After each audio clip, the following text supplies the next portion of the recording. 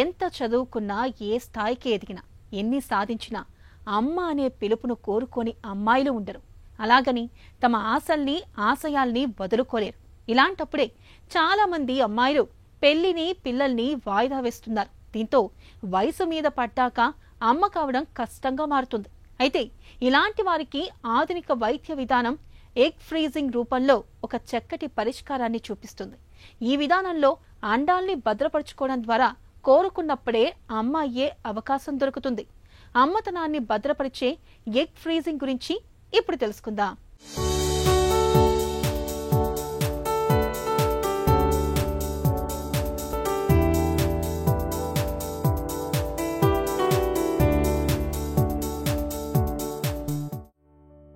ఏ వయసులో ముచ్చట ఆ వయసులో జరిగిపోవాలన్నది పాతకాలపు ముచ్చట. పెళ్లి, పిల్లల్ని కనే విషయంలో యువజంటలు నేడు విభిన్నంగా ఆలోచిస్తున్నాయి. ముఖ్యంగా పిల్లల్ని కనే విషయంలో అమ్మాయిల ఆలోచనలు కొత్త పుంతలు తొక్కుతున్నాయి.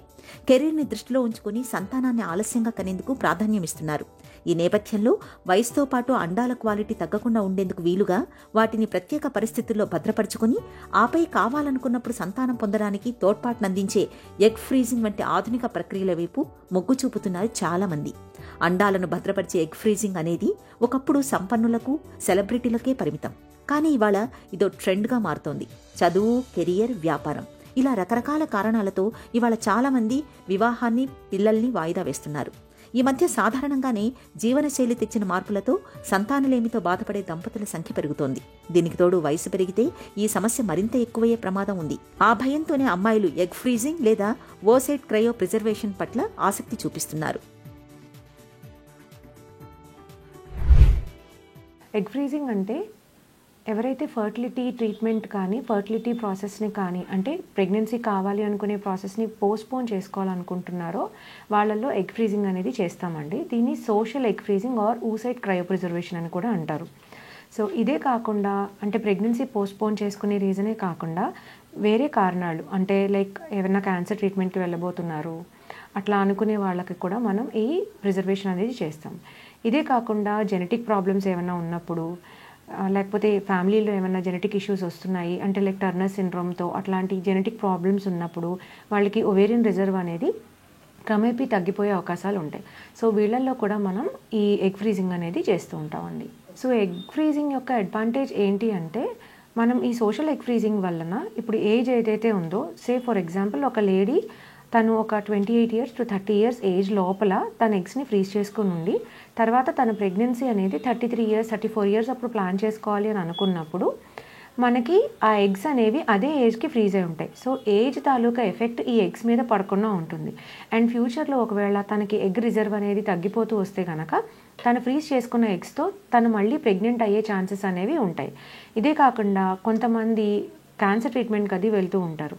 వెళ్ళినప్పుడు ఈ ఓవరీస్ కూడా ఈ రేడియోథెరపీకి కానీ, కీమియోథెరపీకి కానీ ఎక్స్పోజ్ అవ్వటం వలన దాంట్లోపల ఉన్న ఎగ్స్ అనేవి తగ్గిపోతూ వస్తాయి.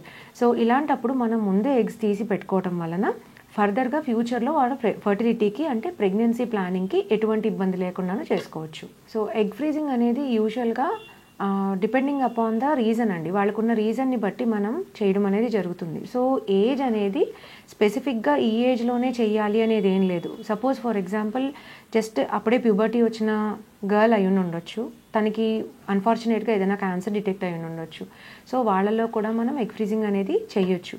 ఫర్టిలిటీ ప్రిజర్వేషన్ అనేది మనకి ఏజ్ లిమిట్ అనేది లేదండి. అంటే ఐవీఎఫ్ ట్రీట్మెంట్స్ కానీ అటువంటివి అయితే కనుక మనం 21 years దాటిన తర్వాతే చేయాల్సి ఉంటుంది. కానీ అలా ఫర్టిలిటీ ప్రిజర్వేషన్కి ఏజ్ లిమిట్ లేదండి. సో వాళ్ళ ఇండికేషన్ని బట్టి, వాళ్ళకి ఏ టైంలో మనం ఎగ్ ఫ్రీజ్ చేయాలి అని అనుకున్న దాన్ని బట్టి మనం చేయొచ్చు. బాగా చిన్నపిల్లలు అయితే కనుక ఓవేరియన్ టిష్యూని కూడా క్రయో ప్రిజర్వేషన్ చేయొచ్చు. సో వీళ్ళలో మనం స్టిమ్యులేట్ చేసి ఎగ్స్ని తీయలేము కాబట్టి, వాళ్ళు ప్యూబర్టీ కన్నా ముందున్నారు కాబట్టి వీళ్ళకి ఓవేరియన్ టిష్యూనే మనం ఫ్యూచర్ పర్పస్కి క్రయో ప్రిజర్వేషన్ అనేది చేసుకోవచ్చు. ఆలస్యంగా పిల్లల్ని కనాలనుకునే వారికి ఎగ్ ఫ్రీజింగ్ విధానం నిజంగా ఒక వరమనే చెప్పుకోవాలి. అలాగే ఎండోమెట్రియాసిస్, జన్యు సమస్యలతో బాధపడే వాళ్ళకి క్యాన్సర్, ఇతరత్ర అనారోగ్యాలకి చికిత్స చేయించుకుంటున్న మహిళలకు ఈ ఎగ్ ఫ్రీజింగ్ విధానం ఎంతో ఉపయుక్తంగా ఉంటుంది. అండాలను ముందుగానే భద్రపరచుకోవడం వల్ల భవిష్యత్తులో తల్లి కావాలన్న సంకల్పం నెరవేరుతుంది. అండాల్ని భద్రపరచడానికి ముందు మహిళల శారీరక స్థితిని నిపుణులు పరీక్షిస్తారు. తర్వాత అండాశయాలు ఎక్కువ అండాలను ఉత్పత్తి చేసేలా ప్రేరేపిస్తారు.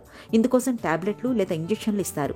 ఆ సమయంలో అల్ట్రాసౌండ్ ద్వారా అండాల పెరుగుదలని పరీక్షించి అవి అభివృద్ధి చెందాక సేకరిస్తారు. ఆపై విట్రిఫికేషన్ ద్వారా ఫ్రీజ్ చేసి వీటిని తిరిగి వాడే వరకు -196 డిగ్రీల వద్ద ప్రత్యేక స్టోరేజ్ ట్యాంకులో నిల్వ చేస్తారు. ఇదే క్రయో ప్రిజర్వేషన్. ఇలా ఘనీభవింపచేసిన అండాలను ఎంతకాలమైనా నిల్వ చేయవచ్చు. అయితే ఎక్కువ క్లినిక్లు 10 ఏళ్ల వరకు భద్రపరుస్తున్నాయి. తల్లి కావాలనుకున్నప్పుడు ఈ అండాలను కరిగించి వీర్యకణాలతో ఫలదీకరణం చేసి IVF ద్వారా గర్భాశయంలో ప్రవేశపెడతారు. దాంతో 30 దాటినా సరే ఆరోగ్యకరమైన పిల్లలకు జన్మనివ్వచ్చు. సో ఎగ్ ఫ్రీజింగ్ అనే పద్ధతి ఏంటంటేనండి, యూజువల్గా డేట్ వచ్చిన తర్వాత 2nd or 3rd డే నుంచి స్టార్ట్ చేయొచ్చు. లేకపోతే ఎమర్జెన్సీ కండిషన్స్లో సైకిల్లో ఏదైనా టైంలో మనం దీన్ని స్టార్ట్ చేసుకోవచ్చు. సో ఇంజెక్షన్స్ అనేది ఇవ్వడం జరుగుతుందండి. ఇంజెక్షన్స్ ఇచ్చినప్పుడు ఏవైతే ఫాలికల్స్ ఉన్నాయో అవన్నీ ఇంజెక్షన్స్కి రెస్పాండ్ అయ్యి ఆ ఫాలికల్స్ అనేవి గ్రో అవ్వడం జరుగుతుంది. ఎప్పుడైతే ఫాలికల్ సైజ్ 2 సెంటీమీటర్స్ అలా వస్తుందో ఫైనల్ మెచ్యురేషన్ ఇంజెక్షన్ ఇవ్వడం జరిగి దాని తర్వాత ఎగ్ పికప్ అనేది అండర్ ఎనెస్థీషియా చేయడం జరుగుతుంది. ఇది అల్ట్రాసౌండ్ గైడెన్స్తో అండర్ ఎనెస్థీషియా మైనర్ సర్జరీగా చేయడం జరుగుతుంది. సో ఈ ఫాలికల్స్ అన్నిటిని ఆస్పిరేట్ చేసిన తర్వాత ఎగ్స్ని సెపరేట్ చేసి వాటిని ప్రిజర్వ్ చేయడం జరుగుతుంది. మనకి ఉన్న స్టడీస్ ప్రకారం అండి, డేటా ప్రకారము ఈ పుట్టబోయే పిల్లలు, ఈ క్రయో ప్రిజర్వేషన్ ద్వారా పుట్టబోయే పిల్లలు సురక్షితంగానే ఉన్నారండి. దీనివల్ల మేజర్గా బేబీస్కి కానీ దీని ద్వారా పుట్టిన పిల్లలకి కానీ ఏవో అవకరాలు కానీ లోపాలు కానీ ఉన్నట్టుగా అయితే స్టడీస్ ప్రకారం ఏమీ ప్రూవెన్ కాలేదు. సో ఈ ప్రొసీజర్ అనేది సేఫేనండి. సో ఈ ఎగ్ ఫ్రీజింగ్ గురించి అందరికీ జనరల్ పాపులేషన్కి తెలియడం వల్ల యూజెస్ ఏంటంటేనండి, మనం ఫర్దర్గా ఫ్యూచర్లో ప్రెగ్నెన్సీ ప్లాన్ చేసుకోవాలి అని అనుకున్నప్పుడు ఎప్పుడైతే ఏజ్ అడ్వాన్స్ అయిపోతుందో, యూజువల్గా ఏజ్ పెరిగినప్పుడు అవకరాలు ఉండే పిల్లలు ఎక్కువగా పుట్టే అవకాశం ఉంటుంది అని చెప్తారు. సో దీన్ని మనం ప్రివెంట్ చేయొచ్చు. అండ్ ఒకవేళ 35 years దాటిన తర్వాత వాళ్ళు ఒకవేళ ప్రెగ్నెన్సీ ప్లాన్ చేసుకున్నప్పుడు వాళ్ళకి ఎగ్స్ ఒకవేళ తగ్గిపోయి ఉంటే కనుక అప్పుడు కూడా మనం ఖచ్చితంగా వాళ్ళకి ఎగ్స్కి మనం ప్రెగ్నెన్సీకి మనం హెల్ప్ చేయొచ్చు. అండ్ క్యాన్సర్ ట్రీట్మెంట్స్కి వాటికి జెనెటిక్ ప్రాబ్లమ్స్ ఉన్న వాళ్ళల్లో ఐడెంటిఫైడ్ జెనెటిక్ ప్రాబ్లమ్స్ ఉంటే వాళ్ళకి రిజర్వ్ తగ్గిపోయి ఉంది అనుకునే ఛాన్సెస్ ఉన్న వాళ్ళల్లో కూడా మనం ఫ్యూచర్లో వాళ్ళకి ప్రెగ్నెన్సీ కోసం హెల్ప్ చేయొచ్చు. సో దీనికి జనరల్గా అందరికీ తెలియడం వల్ల మనం ఈ ఒవేరియన్ రిజర్వ్ని తగ్గిపోవడానికి ముందే మనం జాగ్రత్తలు తీసుకొని ప్రెగ్నెన్సీకి ప్రాబ్లం లేకుండా హెల్ప్ చేయొచ్చు. అండాలను భద్రపరిచే ఎగ్ ఫ్రీజింగ్ చట్టబద్ధమే. అయితే వయసు పెరిగే కొద్దీ అండాల సంఖ్య, నాణ్యత తగ్గుతూ వస్తాయి.